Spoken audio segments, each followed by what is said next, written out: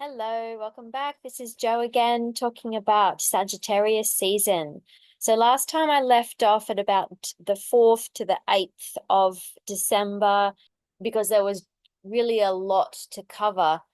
We have a very concentrated period of energy. There's a very strong energy system in play right now as Mercury retrograde makes second opposition to Jupiter and square to Saturn.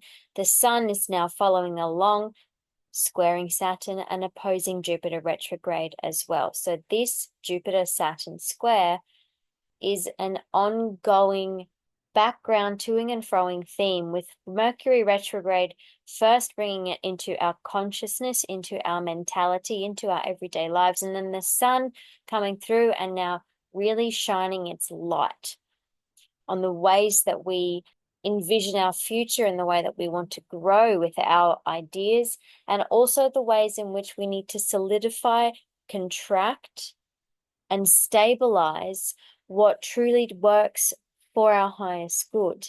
And with Mercury retrograde causing a bit of mayhem, this toing and froing energy is feeling a bit like a whirlwind, and it can feel like all of the wires are crossed, and it's the backwards and forwards of all of these ideas, all of these beliefs, all of these possible directions, these new visions, an information overload, and perhaps even the fast pace energy that seems to be required to be able to process all of these things, and yet feeling like we could be chasing our tail and needing the time and space to retract, pause, and rethink things. This is the general flavor of Sagittarius season, and it will be ongoing until about the 8th to 9th of December. And Mercury, even though he does station direct down the track on the 16th of December, he will still pass these energies a third and final time at the end of December, on the 27th to be exact, at the same time that this Jupiter and Saturn perfect their second square, which is a very major transit. And that's why I've been harping on about this, because this ongoing activation is really feeding into that major transit that's happening on Christmas Day for us in Australia. And so all of these swirling, whirling energies that we're moving through and needing to pick and choose our battles and decide on a direction and a vision. At the end of December, the forward motion will come. And as Mercury fully exits his shadow zone on the 3rd of January in the new year, that's when things will really start rolling ahead. So it can feel a bit messy. Things can feel like they're either out of place or not fitting properly or very confusing. But if you're paying attention to what is really right for you right now, what works and what functions for your highest good, for your connection to the whole and the connection to your higher self, this is Saturn in Pisces, and also the information and opportunities that you know are real and that you know match your frequency and match what you are looking for. All of these things that you're needing to be paying attention to right now are very important for when the end of December comes, goes, and then we move into the new year. And until that forward momentum and this cyclonic energy passes, it's about staying both grounded and adaptable. And I already spoke about this more in my first Sagittarius season video, if you'd like to go back and re-listen to that section. So I will begin here on the 7th of December. This is when Mercury makes its second square to Saturn, but it is also the date that Mars stations retrograde. Now, Mars is our assertion, our will, our drive, how we go for what we want. It is action, it is movement. And when Mars goes retrograde, because when a planet is retrograde, it is actually closer to the Earth, the energies of that planet are felt rather more strongly and incredibly more internally. So that forward momentum, which is the natural expression of Mars, is reverse engineered in a way that gets our inner mechanisms going. And by that I mean the retrograde journey of Mars is an exploration of these basic drives. That is what Mars is. If the sun is the spirit and the creative expression, Mars is how we go for what we want, how that is channeled into the way we move about the world and how we goal set and how we go. So this retrograde journey is about exploring where these drives come from, consciously worked with. It's about tapping into the inner drive of Mars and reworking it and revamping it through the exploration of why we have the drive that we have, and if what we're going for is really truly what we want. And if it isn't, why are we going for it? So this is where those maybe unconscious basic instincts are either being overridden or they are overtaking us in a way that isn't healthy. Or it could just be a very real reassessment of, what do I want? Very simple. What do I want? Does this fit my entire inner world? And how am I going to go for it? Because the retrograde period is all of those RE words, the reviewing, the recalculating, it's the planning phase. It's actually a 6 to 7 month period. So he enters his shadow zone, which is to say that he enters the degree to which he will stop backwards motion and then move forward again on the 5th of October. So he will go retrograde now on the 7th of December at 6 degrees of Leo. He will retrograde all the way back to 17 degrees of Cancer. So the shadow zone just means that he entered 17 degrees of Cancer back on the 5th of October. He won't go direct until the 24th of February next year, and then he will not pass this 6 degrees of Leo again until the 2nd of May. This is a big period. This is very significant, and particularly because the way in which society now has such a sharp focus on ambition and drive and an identification with these assertive yang attributes, the retrograde period is a very beneficial time to really rework all of these drives to make sure that our instincts are in alignment with our ego, especially as Mars moves back into Cancer. It can manifest as a feeling of perhaps no action, that is to say no external action, no movement. You could even feel like your will, because Mars is the willpower, could feel like it isn't getting you anywhere or feel like it isn't effective, but there's a reason for that. It's about exploring that will, exploring that drive, and ensuring that it's in alignment with what you're applying it to, with what you're applying your will to. So with Mars first in Leo, it's our creative, unique expression. That's how that's linked to these basic drives. And it's this expression of will and where it comes from. So it's about, with Mars in Leo, it's solidifying our will, solidifying our identity, or working through that over-identification with the conscious will or ego. And then Mars in Cancer, Mars will re-enter Cancer retrograde on the 6th of January. This is the exploration of those raw, basic instinctive emotions and how that feeds the will, the ego, and the drive. And it's about how we act on our emotions, consciously or unconsciously. And it's the exploration of that through which we will learn more about how these primal instincts are functioning and how perhaps they've been functioning unconsciously throughout our whole lives and how they have been driving us. It's the learning process of having a healthy emotional will with Mars in Cancer. And then as Mars re-enters Leo again, it's this healthy emotional will, healthy and conscious emotional drive that will enable this Mars in Leo, this heart-centered, because Leo is the heart-centered, healthy creative will, healthy ego, and a healthy expression of personality. Because Mars is such an active, yang, expressive, assertive principle, the retrograde period almost balances that natural expression out and really enables the layers to be pulled off for greater understanding And this may not be a comfortable experience if this is working with you very personally. If you have any points in your chart in these beginning degrees of Leo or any degrees between 17 and 29 degrees of Cancer, this can be exploring familial patterning from your childhood, your mother.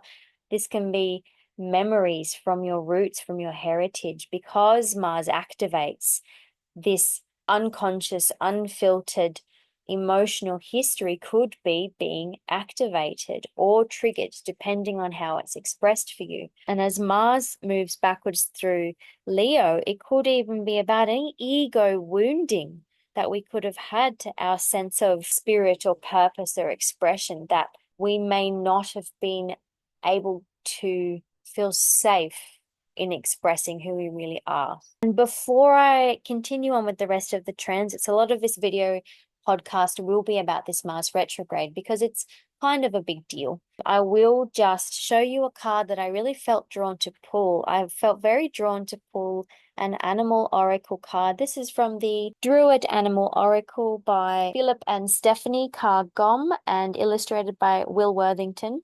I pulled the Adder card, and as I explore the most significant transit of this Mars retrograde, the significance of the Adder becomes very pronounced. So the biggest Mars retrograde transit is, of course, its opposition to Pluto. Its first opposition to Pluto was back at the beginning of November, around that Scorpio new moon. If you watched my video podcast, then I said keep an eye out and be very aware of any energies that were coming up for you back then, because these were both rulers of that lunation, and any new starts, any deep dives and explorations you could have initiated back then, anything that could have been initiated back then, we're feeling another echo of it as Mars makes its second pass to Pluto. That will not be until the 3rd of January, and then the third and final one will not be until 27th of April. But the important thing to note here is that the last opposition, Mars was in Cancer and Pluto was still on that very famous 29 degree of Capricorn. They will not make that opposition again because now Pluto is in Aquarius. And this is the first Mars opposition to Pluto in Aquarius that we have ever had in our lifetime.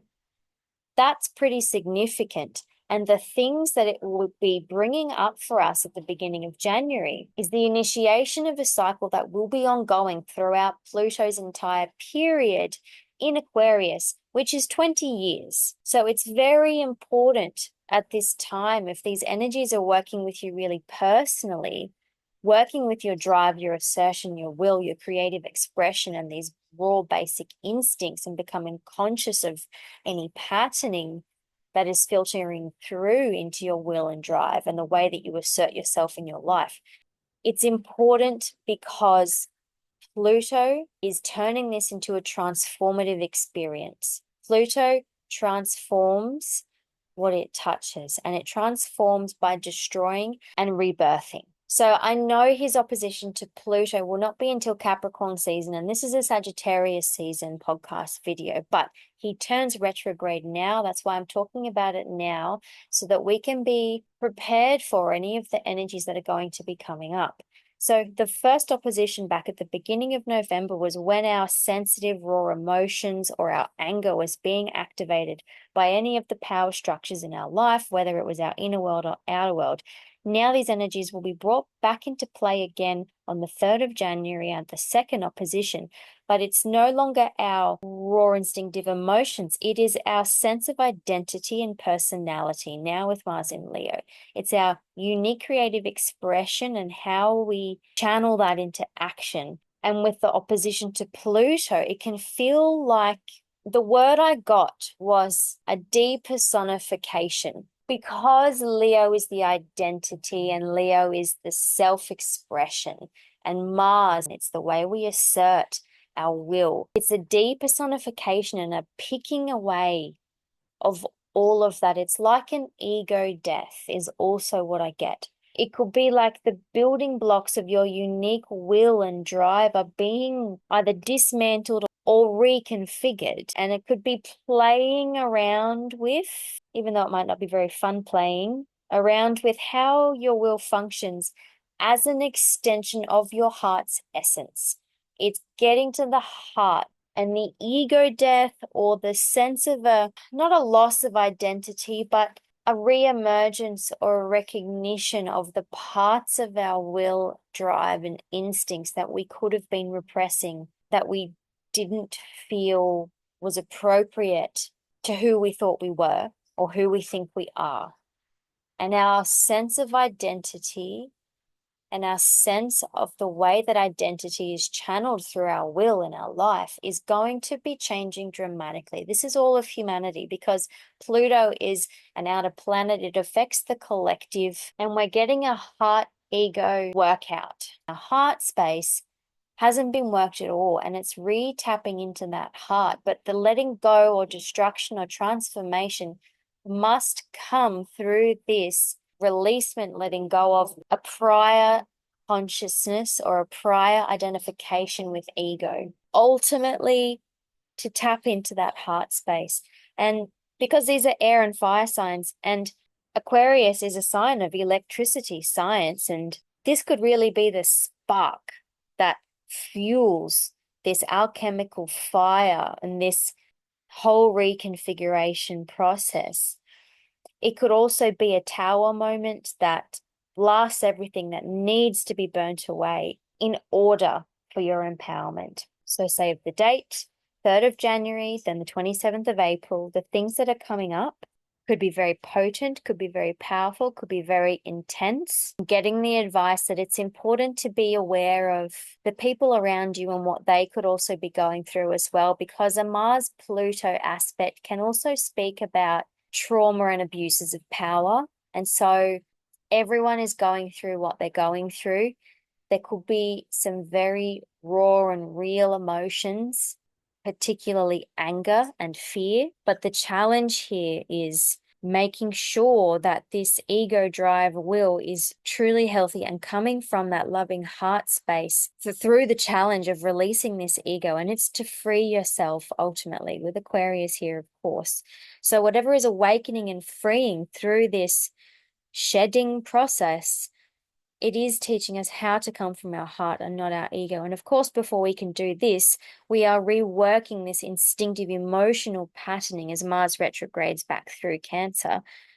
Any unresolved emotional issues, history issues to do with your sensitivity, your vulnerability, your family. Now, the challenge here can be about not taking everything to heart, not taking everything overly personally, because Mars in Leo can be very me, not necessarily selfish, and being self-centered can be very healthy when it's balanced. But this why me kind of a mentality, if you're going through these difficult things, and Pluto in Aquarius, Pluto is not sympathetic. Pluto does not take prisoners, and he will teach you to snap out of that and say, go deeper. And instead of the me self versus the mind, high mind and detachment, it can be instead diving deeper for this ego heart integration and getting into this snake card, the creations that can come of that integration of mind, heart, ego, heart.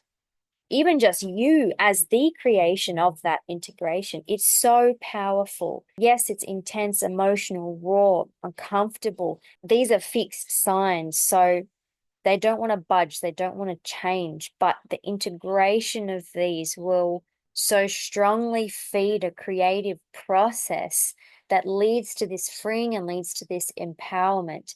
The snake represents sexuality, creative powers, union. Of course, it also represents shedding, death, life, rebirth, transformation, all very Plutonic themes. The snake is magic, and it's the rising up. These snakes in this image are rising upwards. And it's like, because Mars does rule that base chakra, and it's about our base drives, our base instincts, it's about integrating them, acknowledging them, loving them, and accepting them by being conscious of them and by working with them in a healthy way, and through that, freeing and elevating upwards. And a lot of people don't quite realize just how creative the Aquarian energy is. We all know that Leo is very extroverted, artsy, wants to be on stage, loves the drama. It's the artist, the dancer. That's the creative expression in its physical embodied sense. And then Aquarius, its polarity is the creative mind, creative consciousness, where anything is possible. And through this amalgamation, union, this alchemical process of holding the ego, the healthy ego and the will, with the heart and the emotions, it is empoweringly transformative. It's such a creative process. The heart has electrical currents. It's fascinating. And the zigzag lines that represent Aquarius, I see them sometimes as the ECG heart monitor. It's my science background.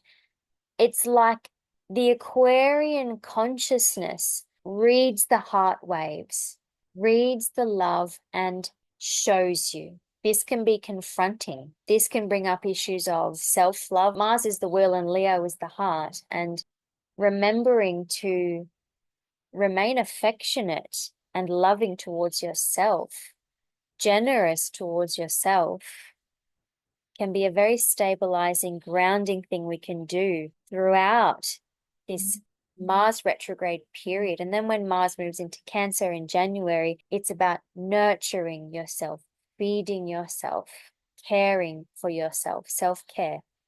These are the things that will stabilize you through any turmoil that you could be going through if this transit is working with you really personally. And one last thing that I'll say before I move on and talk about just a couple more transits. This opposition can throw into light more polarization, both externally in the collective and internally within you. And the way that I like to work with and work through oppositions is through the integration, not polarization, not separation, integration. Because opposites are only opposites because they're on the same polarity. I've said before, they're two sides of the same coin. It's the same thing, different facets, different expressions. And by integrating those and remembering the wholeness, and here we have Mars in Leo and Pluto in Aquarius, the wholeness of how your creative heart, creative spark, creative expression works so well with this empowering, transformative journey. Even though it's difficult, there's a lot of things that a lot of people are going through right now. Grief is one of them. Even though it's difficult, it is ultimately teaching us to remain heart-centered. I will talk more about the upcoming oppositions when I do my video podcast on Capricorn season. We have some beautiful feminine energy also on the 7th of December with both Venus and Ceres entering into Aquarius. Before they do so, they will be conjunct at the famous 29 degree of Capricorn before both moving into Aquarius. And then on the 8th, conjuncting Pluto on 0 degrees of Aquarius. So the first thing to note is that these two feminine archetypes, the goddess of love, the goddess of the grain, plenty and abundance, are coming together. It's the lover and the mother, the pleasure giver and the provider. And it's almost like, especially as they move into Aquarius and then conjunct Pluto, this alchemical process, it can be the equalizing of these two feminine archetypes and the alchemical process of them blending together for a freer, more equal feminine expression. Now, at this 29 degree of Capricorn, where they're conjunct, this is the peak of the mountain. This is the pinnacle of achievement. This is an earthly material sign. And Ceres and Venus have moved through every degree of Capricorn, have now reached the end, and they're now meeting each other. And I'm just getting, they've been through the same journey and they've got to the same point, even though they're two very different archetypes. This could be an achievement. This could be a wealth or abundance or success, because this is the planet of abundance and finance, Venus, meeting the goddess of the harvest, the grain, food, plenty, in the sign of ambition and success. This is a very breakthrough kind of a day, because this is the day that Mars stations retrograde. It's a wobbly day. It's a liminal space void kind of day, because the station date always is like a pause, an intake of breath. And particularly because on the following day, on the 8th, which I'll talk about in a moment, Neptune stations as well. He stations direct. This is an even stronger liminal void space. It's like this conjunction of these two archetypes in electrifying Aquarius. It feels like a breakthrough through the void space, through the limbo and that uneasiness and not knowing. It could be like the little electrical spark that goes, aha. And I'm feeling it as a very beneficial, open-minded, open-hearted, generous, energetic expression on this day. It's like you could have worked really hard. You could have tilled that earth. It's like the hard work is paying off as these two beneficial, strong, nurturing, desire-filled, pleasure-giving archetypes meet, and it's the reward and then the breakthrough. And then on the 8th, as they conjunct Pluto, the transformation. And because they're conjunct on that point that Pluto has just freshly moved off, that 29-degree that he was just playing with for such a long time, it's like they're almost playing into his journey a little bit with being there, done that, done the hard work. Now I'm free. In Aquarius, I'm free to move on to the next thing, to look to the future, to now strive towards my wishes, my hopes. This could be a social period, because Aquarius does rule groups, like-minded people, that soul tribe vibe. And because it's two feminine planets, it could be women in your life, could be very prominent, getting together. It is the time of year for that. But there is something here where there has been such a reward earned that this breakthrough is somehow transformative. Take whatever resonates. And on that date, on the 8th of December, that is the day that the sun is opposing Jupiter and playing into that Jupiter-Saturn square. So it's shining that light on the inner connections, the inner stories and communications that we're reviewing and revising in terms of how that's feeding our belief systems and the way we interact and communicate externally. That is becoming more prominent on this day as well. And then Neptune stations direct. Neptune is on 27 degrees of Pisces. He will not move off this degree until February next year. So he moves very slowly, especially after he's just stationed direct. I've mentioned before that he is in an ongoing square to the galactic center at 27 degrees of Sagittarius. So this is a filtering through of the higher meaning, purpose, and vision that is for our highest good. And anything that we need to dissolve or upgrade to allow ourselves to go for that, for whatever it is that we're holding in our hopes and visions that we know is for our highest good. And it's the universe with the square aspect to Neptune that's saying you need to let go of this, you need to let go of that, you need to dissolve this, you need to dissolve that. This must flow away, especially if it's an illusion, especially if it's an over-idealization. Sagittarius is about the truth, and the galactic center embodies a very, very, very strong, grand Sagittarian theme. It takes Neptune further, it takes Neptune higher, but because it's a square, it's the lesson to realign. And what do you need to do to realign with Neptune? It's usually to go higher by dissolving what doesn't serve your highest good. And this inner energetic or spiritual journey that we could have been moving through while Neptune has been retrograde, as he stations direct, he's going to charge full steam ahead into next year and move into Aries. So this is the last time, nearly, he will retrograde back into Pisces for a small amount of time before moving into Aries fully. But this is the last time, the last opportunity we're going through to make the most of this spiritual, sensitive archetype here, Neptune in its home sign of Pisces, that has, I feel, opened up so many people to so many of these quote unquote arcane practices, astrology being one of them, different spiritualities, working with oracles, working with crystals, any of these spiritual tools. This is the last little bit we have for us to make the most of this powerful spiritualizing force and aligning with our own wholeness and aligning with our own sense of connection to the world, to each other, to every living thing, and to our entire energy field. It's a wobbly day, but moving through December and into January and then into next year, it could be very beneficial to really be tapping into these fluid, healing, soothing Neptune in Pisces themes, because things are going to ramp up. Everything's going to be moving into fire and air signs moving forward.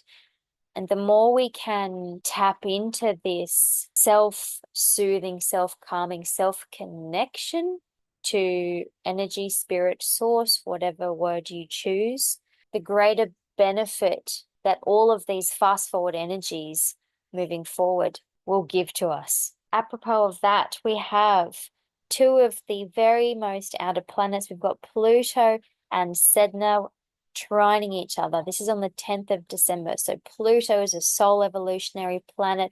Sedna is a Kuiper belt object. She has like an 11,000 year orbit. She moves very slowly, but she has just also moved into Gemini, an air sign. And she also speaks of our evolution through this baptism of fire or water, in her case, journey. So it's trial and transformation through difficulty.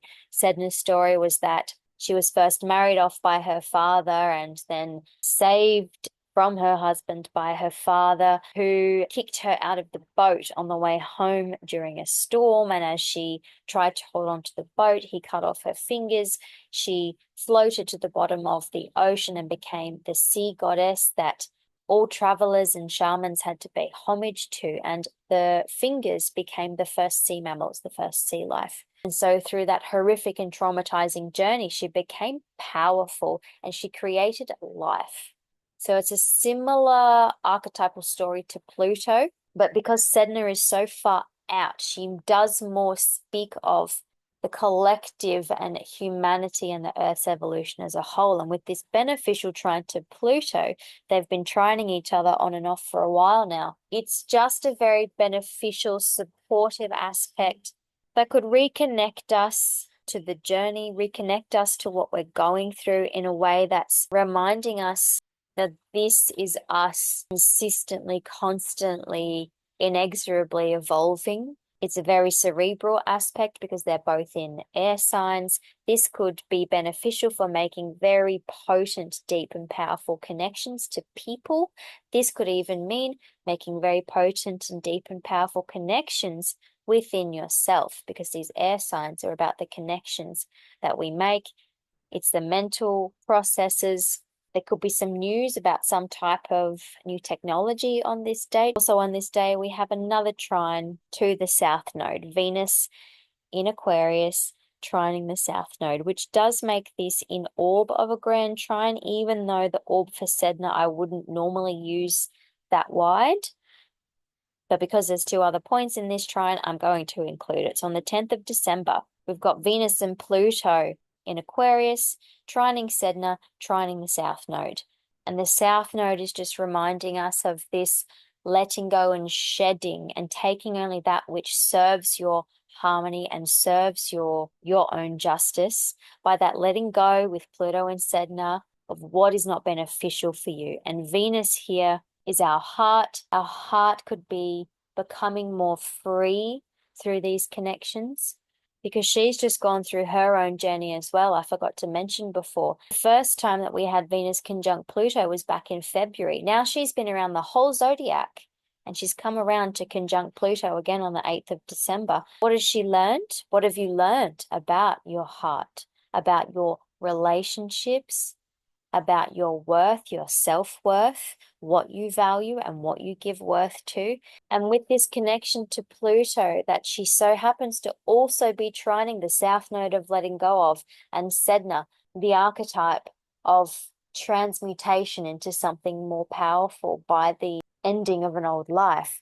It's like this heart transformation is through the letting go and the endings. And with Venus, it's what are you now worth?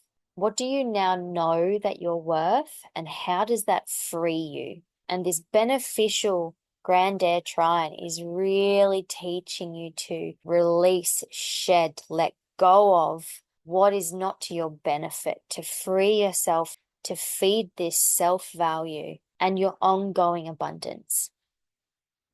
We then have on the 11th of December, Sun in Sagittarius, trining Chiron retrograde in Aries. This is a very beneficial, very positive, healing aspect. We've got this healing, transcending journey of the I am, self, who am I journey, blending with the light spirit and positivity of the sun. And this journey could be becoming highlighted around the 11th of December in a way that is very strengthening and supportive and reinforcing, giving this positivity because the sun's in Sagittarius and feeding more hope into your sense of identity.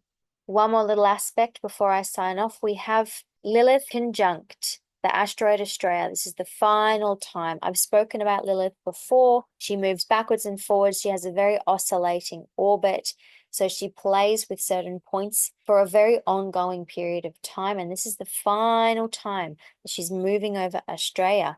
This is in Scorpio at 15 degrees. And Australia is the goddess of divine justice, divine order. And in the sign of Scorpio, she's teaching us about truth, the real deep, dark, raw truth, and bringing justice to anything that could have, I'm getting the word violated, that's a bit dramatic, but bringing justice, fairness, and divine harmony to anything about your truth and your power that could previously have felt disempowered. Because Lilith draws the line here. She is feeding into this very strongly in a very beneficial way, saying this is not right or this is right and this is the way that it needs to be, come hell or high water. She's teaching us to be in our power with Scorpio by walking with justice, walking with fairness, and also with honor. Scorpio is not normally a sign that you associate with the word honor because Scorpio can be about the dirty laundry, the secrets, the lies, the betrayals. But that can actually be blending in well with this Australia, who is now bringing justice to all of these things that could have felt like they needed to be put right. Now, Lilith, for the last time, is moving across Australia saying, be in your power, follow justice. This could be a very empowering day on the 11th of December. And on that note, I think I've been talking for long enough. I'll sign off. I will put up a separate video for my tarot reading for this part of Sagittarius season. I hope you found this enlightening and interesting, and I will see you in the next video. Thank you so much.